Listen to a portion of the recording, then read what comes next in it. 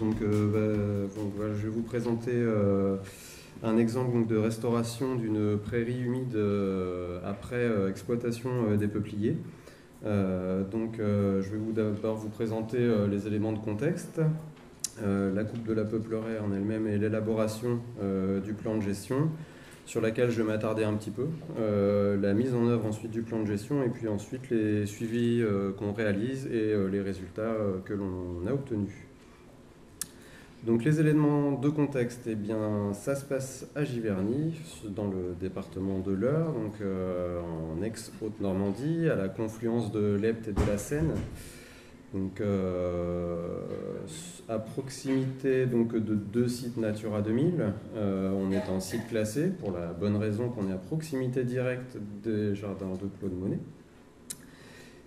Jardin de Claude Monet qui attire plus de 650 000 touristes par an, ce qui en fait le deuxième site touristique de Normandie après le Mont-Saint-Michel. Donc le site représente une surface de 12 hectares et demi, en grande partie en zone humide, et propriété d'abord de la fondation Terra pour l'art américain, puis très récemment, début d'année, qui a été revendue à la fondation Monet. Donc l'historique, c'était une prairie de pâture qui était utilisée comme pâture et fourrage, qui a été plantée en peuplier dans les années 70 et 80. Donc voilà la situation, donc une photo prise en 2008. Une bonne peupleraie à orties. Donc en 2008, un premier plan de gestion a été réalisé qui révélait un enjeu écologique faible, mais par contre un très bon potentiel de restauration. En 2009 a eu lieu la coupe de la peupleraie, donc voilà, je vous ai mis les mètres cubes évacués, donc 400 mètres cubes de grumes et 2400 mètres cubes de houppiers évacués, valorisés en plaquettes, avec des préconisations dans cette coupe de conservation des ripistes, de toutes les ripisciles, des anciens arbres, dont des fruitiers, également des vieux peupliers morts qu'on a souhaité conserver en chandelle. Donc voilà les travaux. En 2010 a eu lieu donc, la convention de gestion avec le conservatoire, le classement en espace naturel sensible par le département de l'Eure et un premier avis de la commission départementale de la nature, des paysages et des sites. Et c'est à ce moment-là que c'est devenu un petit peu plus compliqué puisque le plan de gestion a été retoqué, puisque là on est en site classé, et au motif que la commission a souhaité qu'avant toute décision, un travail documentaire soit mené sur la consistance des lieux lorsque l'artiste était actif à Giverny. Donc là, on a commencé à se poser pas mal de questions. Alors l'état de référence, là, on y est bien. Et il faut savoir aussi que Monet y a vécu 40 ans à Giverny. Donc là, on s'est fait aider, parce que là, ça dépassait largement nos compétences. Sous l'égide du département, on a travaillé avec une historienne de l'art, Catherine Bourguignon, de la Fondation Terra, et également du Conseil en architecture, urbanisme et environnement de l'Eure, avec Jean-Marc Coubet. Et on a donc réalisé une analyse historique, culturelle et paysagère pour proposer une deuxième version de plan de gestion. C'était un travail qui était assez intéressant, très très riche en informations. On s'est appuyé d'une part sur le patrimoine paysager. Donc l'objectif c'était d'identifier les éléments paysagers de la fin du 19e siècle en utilisant la configuration du site actuel, les cartes postales anciennes, des photographies anciennes, le cadastre napoléonien, et d'autre part sur du patrimoine pictural, si on peut appeler ça comme ça, en essayant d'identifier les motifs picturaux qui reviennent et qui sont liés au fond de la vallée de l'Epte. Donc ce travail s'est basé sur évidemment les tableaux de Monet, mais qui ne sont pas forcément, on n'a pas forcément retrouvé exactement les endroits où ça a été peint, évidemment. Pour certains oui, d'autres c'est beaucoup plus compliqué. Et également de la colonie d'artistes américains qui a vécu à Giverny de 1890 à 1910. Donc on s'est basé, on s'est demandé quel était le paysage connu de Claude Monet à cette époque-là. Donc on s'est basé sur une toile, une des siennes, donc Claude Monet, le champ de coquelicots. Une autre peinture donc, de Theodore Robinson, un peintre américain, et une carte postale ancienne du début du siècle, donc, qui représente le site en fait. Donc à partir de ça, on identifie bien le site, donc en jaune.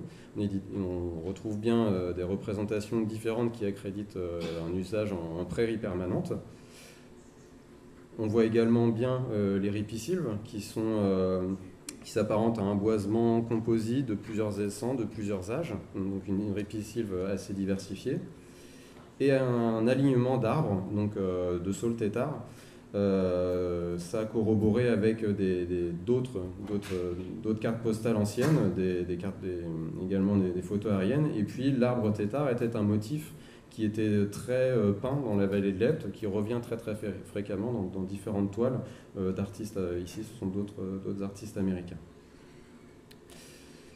Donc, au niveau du plan de gestion, ça a permis d'identifier les éléments paysagers majeurs absolument à respecter. Donc si on prend une carte, une photo aérienne des années 50, où on a une configuration des lieux qui avait assez peu évolué finalement par rapport au début du siècle, on identifie bien évidemment la prairie, les ripisylves en vert foncé, les alignements de saules têtards en vert clair et des fossés rectilignes. J'insiste sur le mot rectiligne puisque c'est là-dessus en fait que la commission des sites avait tiqué sur son premier avis.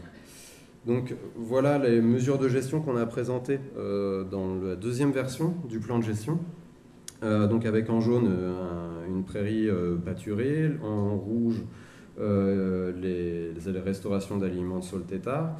En bleu, on souhaitait réinonder en fait un fossé en le reconnectant à l'Epte, mais de manière rectiligne. Et ça, c'est pour respecter l'esprit des lieux, c'est ce qui a été demandé. Moi, j'avais osé faire un peu reméandrer, en fait, c'est pas passé du tout. Donc voilà. Le tableau, en fait, ne sera pas tout à fait parfait parce que jusqu'ici, il y a eu en plus une contrainte réglementaire de reboisement. L'État, en fait, via la délégation départementale et territoriale de la mer de l'Eure, a considéré en fait la coupe de la Peupleraie comme du déboisement. Et donc, on nous a demandé dans un premier temps de faire un reboisement par plantation bien alignée sur 6 hectares. Donc là, on s'est demandé où on allait. On a nous demandé 3 hectares en régénération naturelle et enfin voilà, c'était un peu des négociations et à la fin, après avis de l'État, donc de l'Adréal, on a obtenu 4 hectares avec une plantation de bosquets d'arbres d'aspect spontané. Je vous dis les termes exacts qui ont été utilisés parce que pour nous ça nous a posé beaucoup de questions. Donc en fait on s'est basé sur la zone sud et d'épaissir un petit peu la ripisylve pour respecter au mieux en fait les structures paysagères du site. Donc on a mis en œuvre ce plan de gestion, on a dû faire vite, donc voilà l'état du site en janvier 2010, les houppies avaient été évacués mais tout ce qui était branchage fin était encore sur place. On a dû réagir très vite parce qu'on avait autre contrainte, le musée Monet ouvre le 1er avril, donc il faut faire les travaux en hiver. Donc voilà la situation en avril 2010. On a fait du ratissage, endainage, broyage des rémanents. On a réalisé également le dessouchage du peuplier, donc 1000 souches en 2 phases, réalisées à la dent Bécard et à la pelle des marais.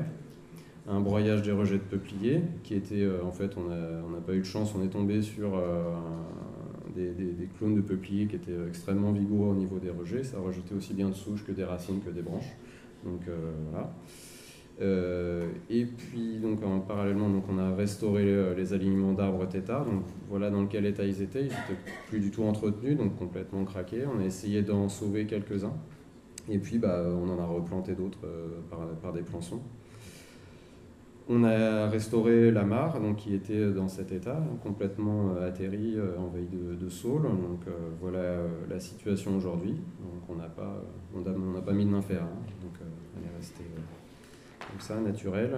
On a donc également restauré les infrastructures d'élevage et on a mis en place un pâturage extensif. Donc tout d'abord par nos bovins en régie, donc avec les bretonnes pinois. Donc cette photo-là, ça vous montre un peu ça vous donne une idée en fait des rejets de peupliers, donc seulement 1 an après la coupe de la Peupleraie. Donc les rejets de peupliers étaient vraiment très très vigoureux.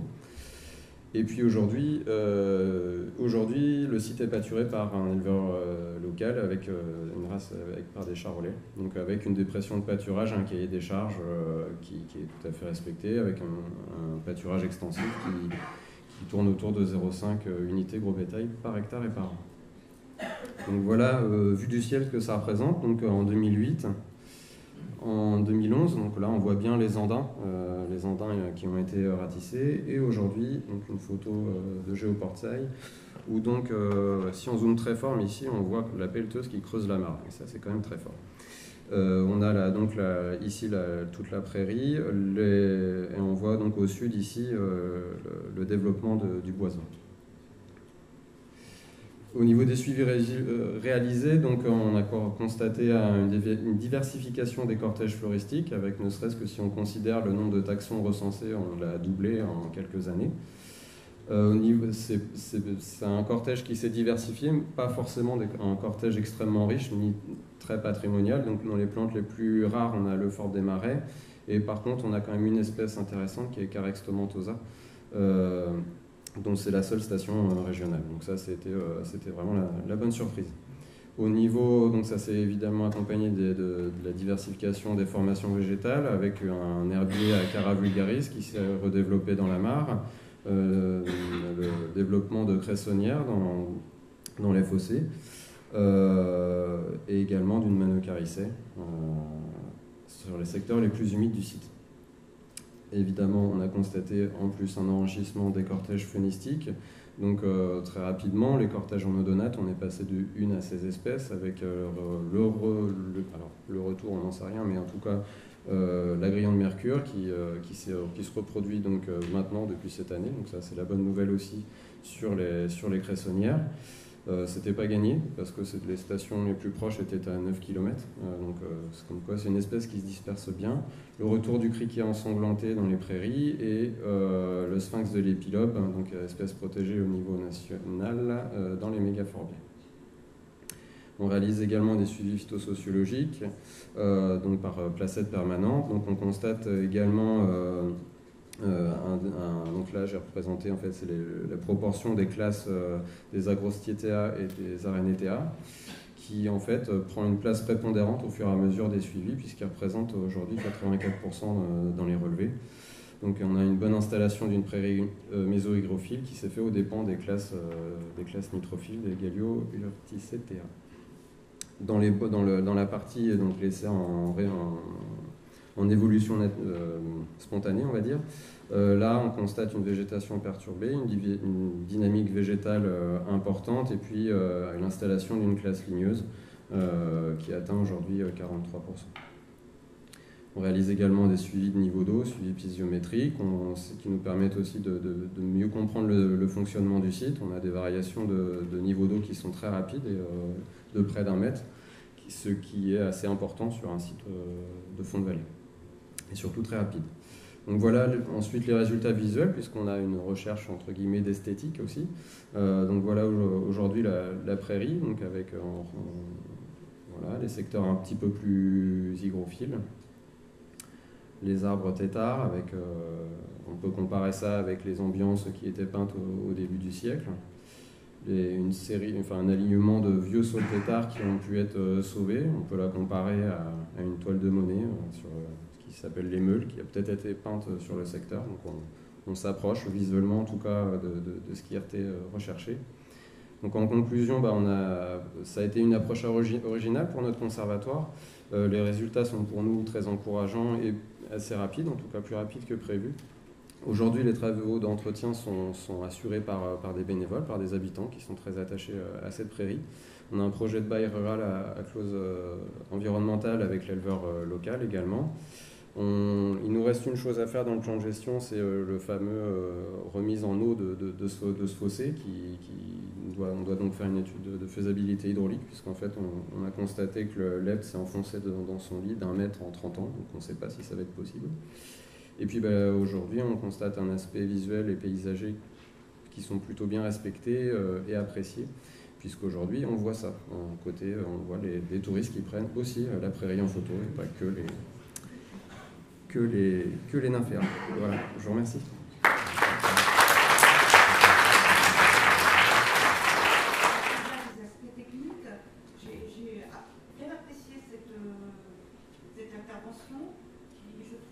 tous des principes, il me semble, par tout le monde. Et j'aurais aimé juste savoir en quoi l'approche était originale pour le conservatoire et s'il y avait une réflexion sur le choix des vaches à viande par rapport à la population. Il y avait une alternative à la vache à viande et puis éventuellement pourquoi on voit ces gens derrière une barrière. Alors, mais ça c'est bon. Alors, en fait, ici, là, c'est la prairie, là on est sur alors, je vais commencer depuis le début. C'est original pour nous parce qu'on ne l'avait jamais fait, en tout cas. On n'a pas de... Nous, on est naturalistes et on n'a pas de formation de paysagiste, on n'a pas de formation... Voilà. Donc ça a été... D'habitude, on se base, nous, en conservatoire gestionnaire, c'est voilà, notre cœur de métier. C'est l'une des premières fois où, voilà, c'est pareil, hein, ça se faisait pas trop à l'époque. Les approches pluridisciplinaires, c'est pas si vieux que ça, en tout cas pour des structures comme les nôtres. Donc voilà, c'est une première, et puis bah, si on peut la renouveler, au contraire, on a vraiment apprécié, nous ça nous a enrichi, donc voilà, c'est original dans ce sens-là, mais la démarche, voilà. En ce qui concerne les bovins à viande, alors, voilà, le public de Giverny, le maire de Giverny voulait des vaches normandes, bien sûr. Sauf qu'en vallée de l'Epte, il n'y a plus de vaches normandes. C'est simplement, en gros, il y a soit de la Holstein, soit du Charolais.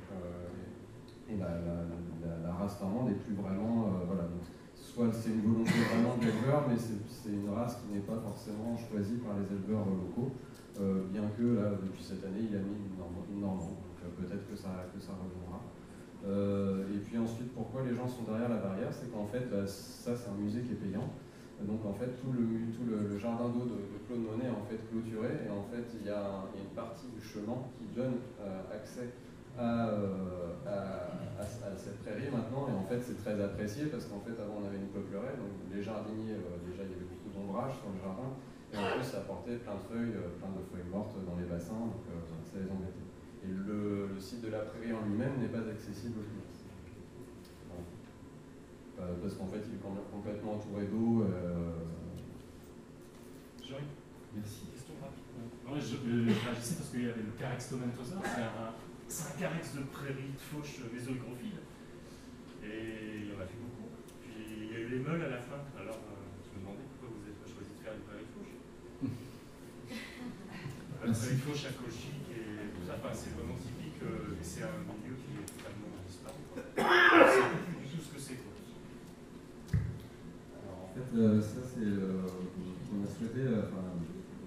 en fait, c'était un milieu, il y a une bordure de ce site-là, qui est le plus proche du jardin de Claude Monet, où en fait ils ont coupé un rideau d'arbres.